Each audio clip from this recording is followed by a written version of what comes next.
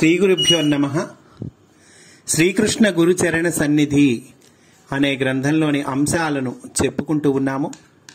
అందులో భాగంగా 1972 గురు పూజలు అనేటువంటి అధ్యాయంలో మనమున్నాము. పున్నయ్య శాస్త్రి గారు చెప్తూ ఉన్నారు, నిన్నటి రోజున ఒక ఘట్టం చెప్పుకున్నాము. నేను గురు పూజలు అయిన తర్వాత మాస్టర్ గారి దగ్గర వెళ్తున్నానని సెలవు తీసుకొని జగన్మోహన్ రావు గారి అన్నయ్య గారు అయినటువంటి వెంకటేశ్వరరావు గారి ఇంట్లో ఉన్నాను 3 రోజులు. అనుకోకుండా మాస్టర్ నాకు జగదంబ సెంటర్లో కనిపించారు. అప్పుడు ఏమయ్యా ఊళ్ళోనే ఉంటున్నావు కదా, మన ఇంటికి వచ్చేసయ్యి అని అన్నారు. ఆ ఘట్టం చెప్పుకున్నాం మనం. ఇక్కడ పున్నయ్య శాస్త్రి గారు అంటున్నారు, అయితే ఈ ఘట్టమున నాకు బాధ కలిగించు దృశ్యం ఒకటి కానవచ్చినది. మాస్టర్ గారి పార్శ్వవర్తియగు అనుచరుడు నేను శ్రీవారిని వీక్షించు సమయమున వారి వద్ద సిగరెట్టు గైకొనట చాలక వారి సిగరెట్టుకే తన దానిని కూడా ముట్టించుట గోచరించుట. అంతటి మహాపురుషులు మనకు చనువిచ్చుట వారి ఉదాత్తతకు దర్పణము. కానీ మనమంతటి చనువును గైకొనవచ్చునా అనిపించినది. నాకేలనో ఆ దృశ్యము నా ఎదలో ముల్లుగా గుచ్చుకున్నది. తదనంతర కాలమున ఇది అంతయు శ్రీవారి లీలయే కదా అని సరిపెట్టుకొంటిని. ఆ రాత్రి మా బృందమెల్లరము గుంటూరుకు వెడలితిమి. గురు పూజోత్సవములైన మరునాడు యథాపూర్వకముగా మాస్టర్ గారు ఇతర ప్రాంతముల నుండి ఏగుదించిన సాధకుల యోగక్షేమాలను విచారించి వారికి శాంతిని గూర్చిరి. తన ప్రేమను పంచిపెట్టి తానున్నానను అండగా నిలిచిరి. శ్రీమాన్ ఆనందాచార్యుల వారు మాస్టర్ గారిని కలిసి ఇట్లనిరి, ఇంతదనుక నేను నిరయన పద్ధతిలో జాతక గణనము పరిశీలనము అభ్యసించితిని. సాయన పద్ధతిలో జాతక గణనము పరిశీలనము తెలియవలెనన్నా నేనెవరిని ఆశ్రయింపవలయునో సూచింపుడు. ఆనందాచార్యుల వారు అడిగారటండి మాస్టర్ని. మాస్టర్ గారు వెంటనే శ్రీ జిఎల్ఎన్ శాస్త్రి గారి పేరును సూచించిరి. ఆచార్యుల వారు వీలున్నప్పుడు గుంటూరు వచ్చి శాస్త్రి గారిని కలిసి తెలియవచ్చునని సూచించిరి. కానీ ఆచార్యుల వారికి అవకాశము అంతగా లభింపలేదని గుర్తు.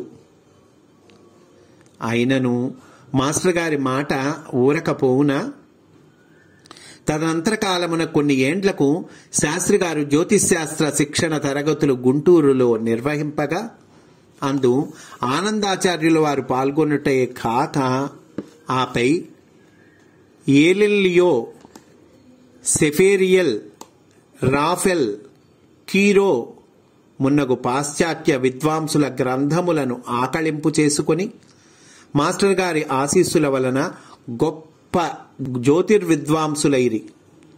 వారి స్వయం కృషియున్నను ఆయా గ్రంథములందలి విజ్ఞానము యొక్క లోతులు శ్రీవారి దయ వలన వారికి వెలుగు చూపినవి.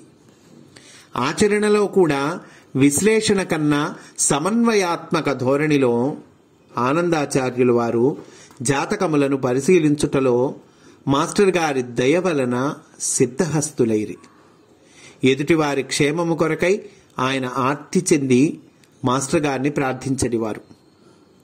దీనికి తోడు వీరికి శ్రీ రామకోటయ్య గారితో అనుబంధము పెరుగుటచే యోగ సాధన తీవ్రమైనది.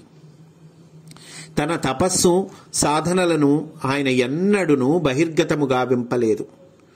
క్రమక్రమముగా మాస్టర్ గారితో అనుసంధానము బలపడి జాతకములు పరిశీలింపకుండగానే తన వద్దకు బాధార్తులై వచ్చిన వారికి కర్తవ్యములను సూచించెడివారు. మాస్టర్ గారి ఆదేశములు ఇవి. ఆచార్యుల వారిలోన దాగి ఉన్న బ్రహ్మజ్ఞాన నేత్రము విచ్చుకొని ప్రజ్వలింపసాగినది. దానితో జ్యోతిర్వేద రచనయు కొనసాగుచుండెను అని అంటున్నారండి. అని అంటూ ఈ అంశాన్ని పూర్తి చేశారు. తర్వాతి అంశము దంపతులకు ఆశీస్సులు అనేటువంటి అంశము. మాస్టర్ గారు దంపతుల నడుమ సామరస్యమును సాధించడివారు. దంపతుల మధ్యలో సామరస్యాన్ని సాధించేవాళ్ళటండి మాస్టర్. మాస్టారు సాధించింది ఏముందండి? ఒకసారి గుంటూరు జిల్లాకు చెందిన యువ దంపతుల నడుమ కలహములు సాగుచుండెను. నా పనుపున వారు విశాఖ వెళ్ళి మాస్టర్ గారిని కలిసిరి, కానీ కలిసి కాక విడివిడిగా కలిసిరి. మాస్టర్ గారిని కలిశారట, కానీ విడివిడిగా కలిశారటండి. ఆయనను శ్రీవారు దయతో విడివిడిగా వారిరువురితో కొలదిసేపు భాషించి పంపిరి. శ్రీవారి ఆశీర్వాద బలమున ఆ దంపతులు అప్పటి నుండి అన్యోన్యముగా ఇప్పటి వరకు దాంపత్య జీవనము సాగించుచున్నారు అని అంటున్నారండి పున్నయ్యశాస్త్రి గారు. చాలా చిన్న అంశము, ఎంత విశేషం ఉందో చూడండి. మాస్టర్తో మాట్లాడితే చాలు మన సమస్యలు తీరిపోతాయి అని ఈ అంశం మనకి తెలియచేస్తూ ఉందండి. నా ద్వితీయ పుత్రిక నామకరణము గోదా వైభవ ప్రసాదము అనేటువంటి అధ్యాయంలోనికి మనము ప్రవేశిస్తూ ఉన్నాము. పున్నయ్యశాస్త్రి గారు చెప్తూ ఉన్నారు, నా భార్య 3వసారి గర్భవతి అయినది. ఈమె ప్రసవ సమయమునకు ముందు గురజాలలో మా అమ్మ యొక్క సంరక్షణలో ఉండెను. నేను ఒంటరిగా చేబ్రోలులో ఉండుచు ఆచార్యుల వారి సాంగత్యమును, గుంటూరు వచ్చినప్పుడెల్లా మన సోదర బృంద సాంగత్యమున సాధన సాగుంచుచుంటిని. ఇంతలో నా భార్య నాకు ఉత్తరం వ్రాసినది, మరలా ఆడపిల్ల కలిగినదని. శ్రీవారి దివ్యాశీస్సుల వలన ఇంటనే ఈసారి కూడా సుఖప్రసవమాయను.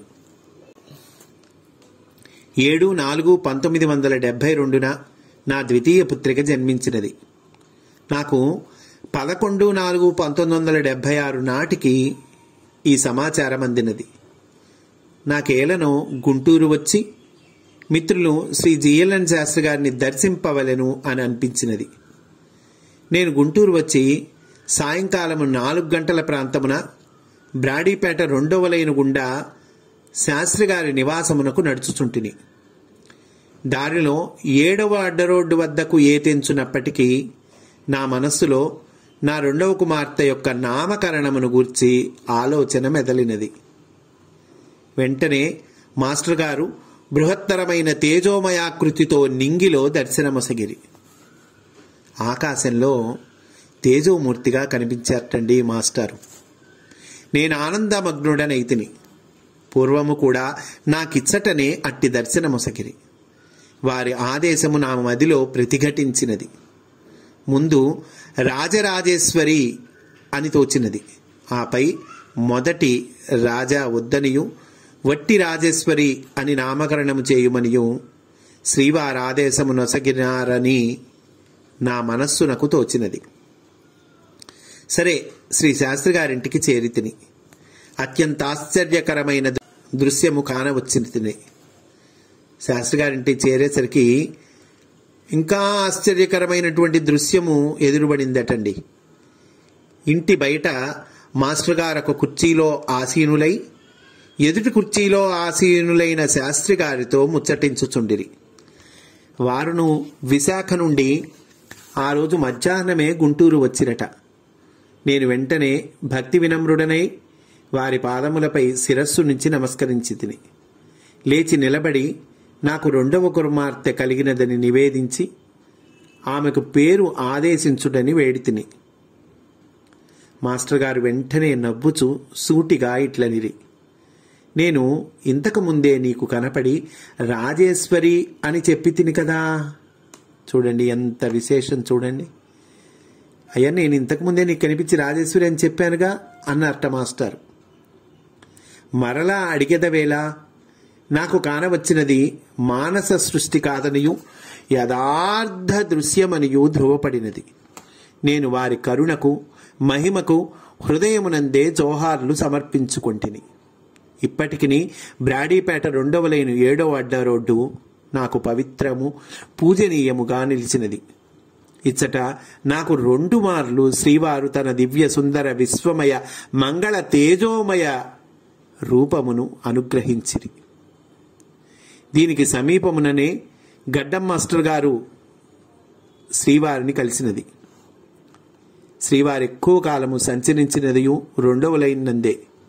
అందలి ప్రతి రేణువును శ్రీవారి చరణధూళిచే పవిత్రమైనది. సాధకులు ధ్యానావస్థిత చేతస్కులగుటకు అది అనుకూలము అంటున్నారండి మాస్టారు. సాధకులు ధ్యానావస్థిత చేతస్కులగుటకు అనుకూలము. ఏది? బ్రాడీపేట 2వ లైను. ఆ సాయంకాలము శాస్త్రి గారింట స్నానము చేయుటకై వెడలుచుంటిని. మాస్టర్ గారు అప్పటికే స్నానమాడి ఉండిరి. నేను తుండు కట్టి ఉంటిని. అకస్మాత్తుగా మాస్టర్ గారు నన్ను పిలిచిరి. నేను వారిని చేరితిని. తన రచనయగు భక్తి మధుర కావ్యమగు గోదా వైభవమును నాకు ప్రసాదింపనుండిరి. మా ఇరువురి సంభాషణ ఇట్లు సాగినది. పక్కన శ్రీ శాస్త్రి గారు ఉండిరి. శ్రీవారు మాస్టర్ అంటున్నారండి, నీ వద్ద గోదా వైభవం ఉన్నదా? పున్నయ్య శాస్త్రి గారు అంటున్నారు, లజ్జతో అంటున్నారట. లేదండి, గురు పూజలలో నేను కొనలేదు. అంటే అప్పటికే ఆయన దగ్గర డబ్బులు సరిపోలేదండి పాపం. అప్పటికి నా వద్దనున్న పైకము సరిపోలేదు అంటున్నారు. అప్పుడు మాస్టర్ అంటున్నారు, అయ్యో మా పున్నయ్యకే గోదా వైభవము నేను ఇంకనూ ఇయ్యలేదా? పున్నయ్య శాస్త్రి గారు అంటున్నారు, పర్వాలేదులేండి, నేను ఈసారి కొనుక్కుంటాను. మాస్టర్ అంటున్నారు, అట్లా కాదు, నేనిప్పుడు ఇయ్యవలసినదే. అప్పుడు పున్నయ్య శాస్త్రి గారు అంటున్నారు, మీతో దగ్గరగా తిరుగుచు మీరు చనవిచ్చారు కదా అని మీ వద్ద ఊరకనే తమ పుస్తకము తీసుకొనుట ధర్మము కాదు, డబ్బులు పెట్టి కొనుటయే ధర్మము కదా అంటున్నారు. అప్పుడు మాస్టర్ అన్నారండి, ఇప్పుడు ఆ చర్చ వద్దు, నేను నీకు ఇయ్యవలసినదే, నీవు గ్రహింపవలసినదే. అప్పుడు పున్నయ్య శాస్త్రి గారు అంటున్నారు, తమ ఆజ్ఞ శిరస వహిస్తాను, తీసుకుంటాను. కానీ తమ వద్ద పుస్తకము తీసుకొనగానే తమ పాదాలకు నమస్కరించాలి కదా. ప్రస్తుతము తుండు మీద ఉన్నాను. స్నానము చేసి బట్టలు ధరించి వచ్చి స్వీకరిస్తాను. పెద్దల నుండి ఒక వస్తువు ప్రసాదింపబడిన పిమ్మట వారికి నమస్కరించుట సంప్రదాయము అంటున్నారు పున్నయ్య శాస్త్రి గారు. అప్పుడు మాస్టర్ అన్నారు, ఏం పర్వాలేదు, ఇప్పుడే ఇస్తాను, తీసుకొని ఉన్న పళంగానే దండం పెట్టు. నేను సరే అని స్వీకరించుటకు సిద్ధపడ్డాను. పున్నయ్య శాస్త్రి గారు సిద్ధపడ్డారటండి. మాస్టర్ గారు మొదటి తెల్లపుటపై ఏదో వ్రాసి సంతకము పెట్టి నాకు అనుగ్రహించిరి. నేను వారి చరణ కమలములకు శిరసా ప్రణమిల్లితిని. మా నడుమ సంభాషణ మరలా ఇట్లు కొనసాగినది.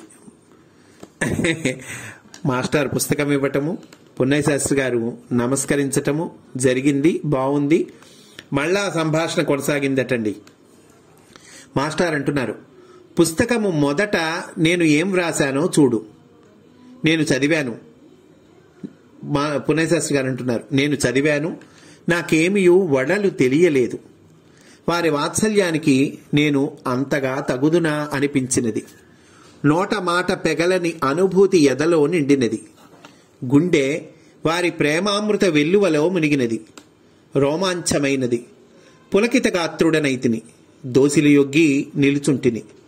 గొంతు గాద్గద్యమును వహించినది.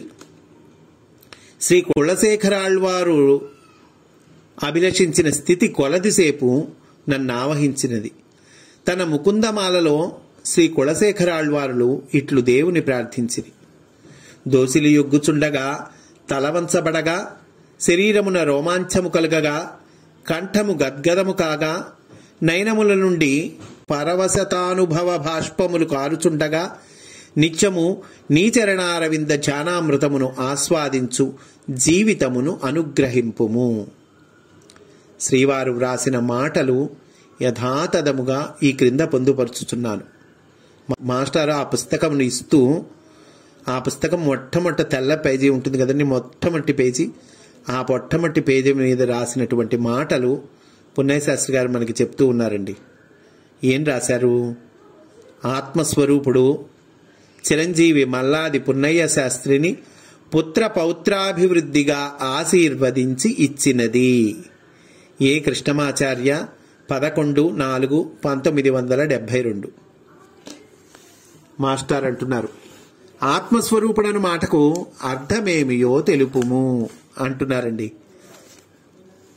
అప్పుడు పున్నయ్య శాస్త్రి గారు అంటున్నారు, వ్రాసినది మీరే కదా, కావున ఆ అర్థము తమరే చెప్పనగును, నాకేమి తెలియను. మాస్టర్ అంటున్నారు, ఆత్మస్వరూపుడనగా నాయంతటి వాడవు నీవు కావలియునని ఆశీర్వాదమును తెలుపునది. నేను మరలా వారి వాత్సల్యమున కరిగి తిని నాకంతటి భాగ్యమును వారి ప్రసాదింప సంకల్పించిరి. నా ప్రమేయము గాని అర్హత గాని ఏమీయూ లేదు. మాస్టర్ గారు ఈ పుస్తకమును నాకు ప్రసాదించి ఈ ఆశీర్వాదమును తెలుపుచున్నప్పుడు శాస్త్రి గారు ఎంతో సహృదయతతో తన ఆనందమును పెద్దగా నవ్వుచూ వ్యక్తీకరించిరి. అయితే నిజముగా మిగిలిన వారికన్నా నేను శ్రీవారికి దగ్గర అను అభిప్రాయము కలుగకుండా నన్ను కాపాడుమని ఆ క్షణమున నేను హృదయమున వారిని ప్రార్థించి తిని. నేను నిజముగా వారి అంతటి వాడను కాలేదు. వారి చరణధూళి రేణువుగా నిలిచిన చాలును. కొన్ని జన్మలకు వారి దయ వలన వారి స్థితి రావచ్చును. ఈ ఆశీర్వాదము శ్రీవారెల్లరికీ ప్రసాదించెదరని నా విశ్వాసము. నా ప్రత్యేకత ఇసుమంతయు లేదని పాఠకులకు సవినయముగా విన్నవించుకొనుచున్నాను. మాస్టర్ సివివి గారి వాగ్దానము ఇదియే కదా. ఎప్పుడైనను తాను గురువునకు సమానుడనని భావింపరాదని చైతన్య మహాప్రభువు ప్రబోధించిరి. గురువు ఏ బ్రహ్మానుభూతి స్థితిలో ఉన్నారో ఆ స్థితికి చేరినను వారి చరణ ధూళి రేణువునని మరువరాదు. చైతన్య మహాప్రభు అంటూ ఉన్నారండి, గురువు ఏ బ్రహ్మానుభూతి స్థితిలో ఉన్నారో ఆ స్థితికి చేరినా కూడాటండి వారి చరణ ధూళి రేణువునని మరువరాదు అంటున్నారు. మాస్టర్ గారు సంకల్పించి ఇచ్చుటచే కాబోలు వారి గోదావైభవము నన్ను తీయగా చదివించినది. నాపై అత్యంత మధుర ప్రభావము నెరపినది. నేనిక ఈ కావ్యమును అనుభూతిగా సాధనలో మలచుకొన యత్నింపసాగితిని. గోదాదేవితో తాదాత్మ్య సాధన ఆరంభమైనది. చాలా చోట్ల ఈ కావ్యమును గూర్చి ప్రవచనములు గావించి తిని. చిత్రముగా ఈ ఘట్టము వ్రాసిన వెంటనే కూడా ప్రవచనము నిర్దేశింపబడినది. గుంటూరులో జయరామ శర్మ ఆధ్వర్యమున రాగం ఆంజనేయులు గారింట్లో నెలకొకసారి జరుగు గురుపూజలలో ఈ కావ్య పఠనము ఒక నిత్య కార్యక్రమమైనది. జయరామశర్మ ప్రభృతులు ఆనందింపసాగిరి. నన్ను ప్రవచనము గానములకై ప్రోత్సహించిరి. శ్రీమద్ రామాయణము వలె గోదా వైభవ కావ్యము పాఠ్యే గేయేచ మధురం అనగా చదువుటకును పాడుటకును మధురమే. శ్రీమాన్ ఆనందాచార్యుల వారు ఇందలి ఆధ్యాత్మిక సాధనను, సాహితీ శోభను, జ్యోతిష ధ్వనులను ఆనందించి మాకు తెలుపసాగిరి. ఈ కావ్యగానమును స్వయముగా శ్రీవారి వాక్కున కొంత విన్న మహిళ ఇంత పూర్వము పేర్కొన్న ఆమె పరిపూర్ణముగా స్వస్థురాలైనది. అంటే ఈ కావ్య గానాన్ని విన్నటువంటి ఆమటండి చక్కగా ఆరోగ్యాన్ని పొందిందట. ఈ కావ్యము ఆధునిక కాలమున వెలసిన భాగవత దశమ స్కందమని చెప్పనగును. అనంతర కాలమున మాస్టర్ గారి సోదరుడుగు శ్రీ భరద్వాజ గోదావైభవమును తన అన్నగారు నాకిచ్చుటను వారి ఆశీస్సును విని ఇట్లనిరి. భరద్వాజ గారు అంటున్నట్టండి, నీవు ఎన్నో జన్మలలో చేయవలసిన సాధనను ఈ ఆశీస్సుతో మా అన్నగారు తగ్గించుట జరిగినది. నీవిక తప్పక ముక్తుడవయ్యదవు. షిరిడీ సాయిబాబా వంటి మహాపురుషులకు మా అన్నగారి నుండి ఇట్టి ఆశీస్సును బడసిన నీవు మహాధన్యుడవు. తర్వాతి కాలమున శ్రీవారు పూజ్యులకు శ్రీ రామకోటయ్య తాతగారికి తన భాగవత రహస్య ప్రకాశము ఒక సంపుటమును బహుకరించుచు ఆత్మస్వరూపులు శ్రీ కొత్త రామకోటయ్య గారికి ప్రేమతో సమర్పితము అని లిఖించుట నేనెరుగుదును. ఒకరోజు వీరు ఈ కాపీని నేను చదువుటకై పుస్తకము తెరువుగానే ఈ లేఖనము కానవచ్చి నేను పులకించి తిని. ఇక 11/4/1972 సాయంకాలము శ్రీవారితో ప్రేయర్లో శాస్త్రి గారి నివాసమున పాల్గొంటిని. ఆ రాత్రి శాస్త్రి గారింట భోజనము చేసి శ్రీవారి సంభాషణ రసమును గ్రోలితిని. మరునాడు ఉదయము శ్రీవారు విశాఖకు తరలి వెళ్ళుచుండిరి. శ్రీ శాస్త్రి గారు, వారి ధర్మపత్ని, నేను వారికి వీడ్కో చెప్పుచుంటిమి. ఆ సందర్భమున మాస్టర్ గారితో నేనిట్లంటిని: అమ్మగారికి ఆడపిల్ల పుట్టిందని చెప్పండి. ఇచ్చట నా ఉద్దేశము నాకు ఆడపిల్ల కలిగినదని అమ్మగారికి తెలుపండి అని. అమ్మగారికి అను పదము ప్రక్కన కామ నా భావనలో ఉన్నది. గురుదేవులు ఇట్లు చమత్కరించి నవ్వుచూ బదులు పలికిరి: అమ్మగారికి ఆడపిల్ల పుట్టిందని చెబుతాను. ఇచ్చట అమ్మగారికి అను పదము ప్రక్కన కామ అను వారు తొలగించారు. అమ్మగారికే ఆడపిల్ల కలిగినదని వారి భావము. మా రెండవ అమ్మాయి రాజేశ్వరి పుట్టిన 1 సంవత్సరమునకు మాస్టర్ గారి రెండవ కుమార్తె 10/4/1973 శ్రీరామనవమి నాడు కళ్యాణ సీతయ్యి జన్మించినది. ఖచ్చితముగా 1 సంవత్సరమునకు ముందే శ్రీవారు తమకు ఆడపిల్ల కలగబోచున్నదని చెప్పిరి. నా వాక్యమును వారు చమత్కారముగా త్రిప్పిన వైఖరి ఎంతయో ప్రశంసనీయము. ఇక వారు విశాఖకు బయలుదేరగానే నేను కూడా నా నివాసమునకు చేరితిని అనంటూ ఈ అధ్యాయాన్ని పూర్తి చేశారండి పున్నయ్య శాస్త్రి గారు.